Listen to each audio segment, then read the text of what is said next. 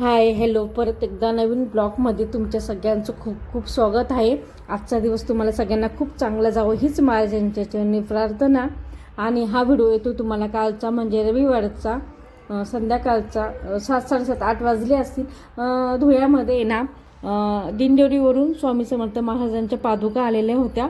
तर आज असं बरेच मोजक्या लोकांनी म्हणजे ज्यांना घरी बोलवायच्या होत्या त्यांनी सगळ्यांनी घरी बोलवल्या आणि त्याच्यात त्यांना माझ्या नंदेनी पण बोलवल्या. तर मग त्यांनी सगळ्यांनी आम्हाला आहे ना दर्शनासाठी बोलवलं होतं.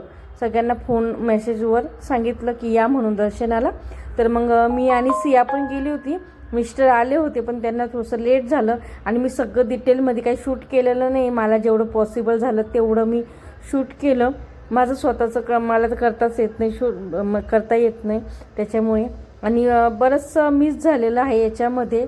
जेवढं पॉसिबल झालं तेवढं घेतलं. आणि देवाच्या इथं म्हणजे एवढं सारखं सतत व्हिडिओ पण नाही करता येत. आपल्याकडून काहीतरी सेवा पण घडली पाहिजे. तर म्हणून जेवढं पॉसिबल झालं तेवढं पटपट घेऊन घेतलं. आणि हे माझे नंदेचं घर आहे. माझ्या मते तुम्हाला मी मागे भिशीमध्ये पण सांगितलं. आणि ती माझी ही भाची सून आहे, तर तिच्या घरी होतं. तर त्यांनी मी आल्यानंतर अर्धा तासाने पादुका आल्या. पण इकडे त्यांची छान अशी तयारी चालूच होती. इकडे मी आणि सिया बसलो. तर सियाला ना बरं नव्हतं, पण तरी पण तिला दर्शनासाठी आणलं. आणि त्यांनी ना छान अशी तयारी केलेली होती. मस्त गेटपासनं रांगोळी फुलांचं छान असं फुलं स्वागतासाठी टाकून ठेवलेली होती. खूप छान तयारी केली होती.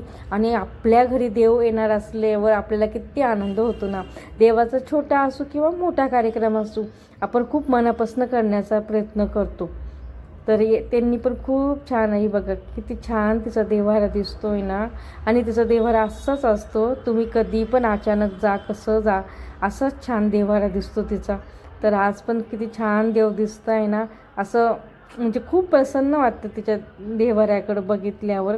आणि सगळे लोक म्हणजे नातेवाईक ते सगळे आलेले होते. आणि इकडे बघा हे माझे भाचे आहे, ते पादुका घेऊन आले होते. आणि इकडे ना माझी ती भाची सून आहे ना पाय धुवत होती. आणि मग नंदेने ऑक्शन केलं.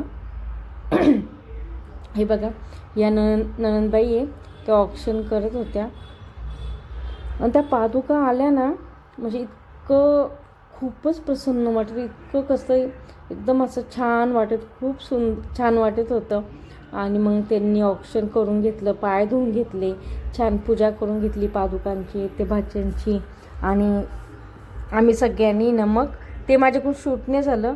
आम्ही सगळ्यांनी ना देव्हाऱ्यापर्यंत तिथपर्यंत पादुका नेऊपर्यंत ना छान सगळ्यांनी असे लाईनशीर उभे राहून सगळे आम्ही असे फुलं टाकत होतो. खूप छान वाटतं ना आपल्याला पण असं देवाचं बघताना करताना. आणि मला पण स्वतःला देवाचं करायला खूप आवडतं. आणि मी पण लग्नाच्या आधीपासनं आणि माझे मिस्टर पण लग्नाच्या आधीपासनं महाराजांची सेवा करताय.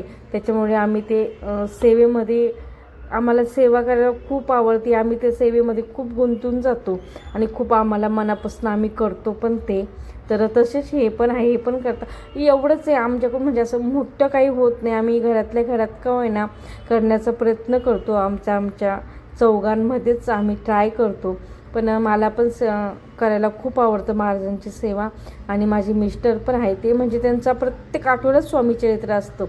ह्या आठवड्यात स्वामीचरित्र वाचता, परत दुसऱ्या आठवड्यात, म्हणजे सारखं त्यांचा एक आठवडासुद्धा जात नाही की त्यांनी ह्या आठवड्यात स्वामीचरित्र वाचलं नाही म्हणून. एकही आठवडा त्यांचा जात नाही की त्यांनी वाचलं नाही.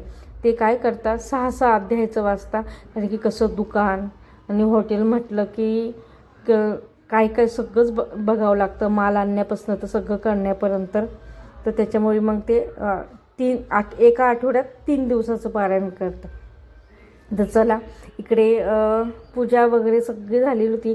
छान असा अभिषेक करून झालेला होता. आणि मग अभिषेक झाल्यानंतर इकडं आरती करत होते. आरती झाल्यानंतर आपलं हे झालं, प्रार्थना झाली, मग मंत्र पुष्पांजली झाली. त्यांनी छान असं जसं आपण केंद्रात करतो ना तसंच सेम सगळं इथं पूजा केली होती. आणि त्यांनी ना मसाला दूध केळी पेढा असं प्रसाद ठेवला होता. मग सगळ्यांच्या डोक्यावर आहे ना पादुका ठेवल्या होत्या. आणि मग सगळ्यांनी नंतरून पादुकांचं दर्शन घेतलं. मग सगळं दूध ते घेतलं आणि जिजेच्या घरी गेलो. आणि हो, प्लीज तुम्हाला व्हिडिओ आवडला असेल तर प्लीज लाईक शेअर सबस्क्राईब नक्की करा. श्री स्वामी समर्थ.